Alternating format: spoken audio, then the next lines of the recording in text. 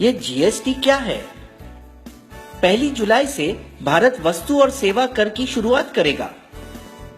पहले यदि आप विनिर्माता थे तो आपसे एक कर वसूला जाता था जिसे उत्पाद शुल्क या एक्साइज कहते थे। वस्तुओं को मुंबई जैसे बड़े शहरों में बेचना है, प्रवेश कर ऑक्ट्रॉय चुकाइए। अपनी दुकान से माल बेच रहे हैं, बिक्री कर। खरीदी कर रहे हैं, वैट चुकाइए। मूल्य सम्मार्जित कर, सिनेमा, मनोरंजन कर। आप पेशेवर फोटोग्राफर है, सेवा कर। अपना मकान किराए पर उठा रहे हैं, फिर से सेवा कर। किसी चीज का आयात कर रहे हैं, सीमा शुल्क। विदेशी गाड़ी खरीद रहे हैं, विलासिता कर।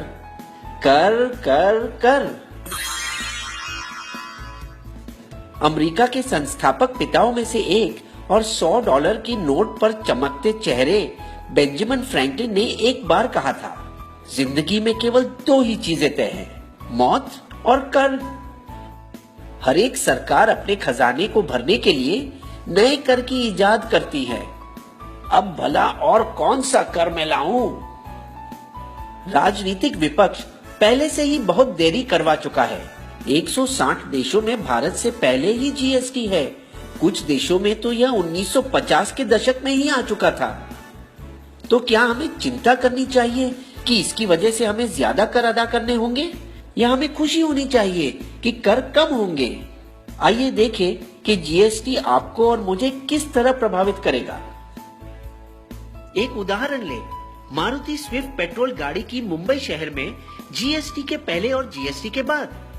समझिए कि गाड़ी का दाम 100 रुपए है, जैसे कि केंद्रीय उत्पाद शुल्क 12.5%, सेस 1%, प्रवेश कर 4.5%, वैट 13.5%, भाड़ा 5 और बीमा 2%।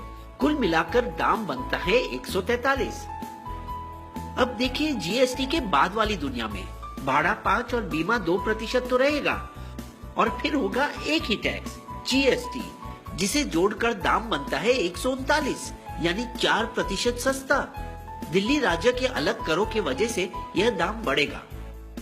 85 वस्तुओं 1211 में से फल, सब्जी, गुड़, अनाज और दूध पर कोई कर नहीं। जीएसटी को 4 वर्गों में अलग किया गया।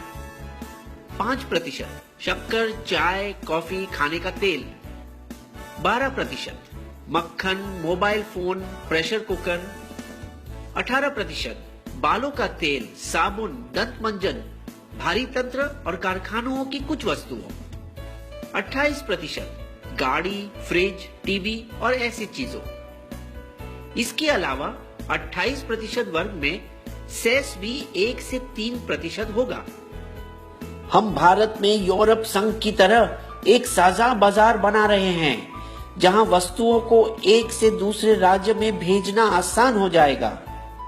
कुछ जीत और कुछ हार मिलाकर बस वही खर्च होगा जो अब होता है, लेकिन ये सब वस्तु सस्ती पड़ेगी।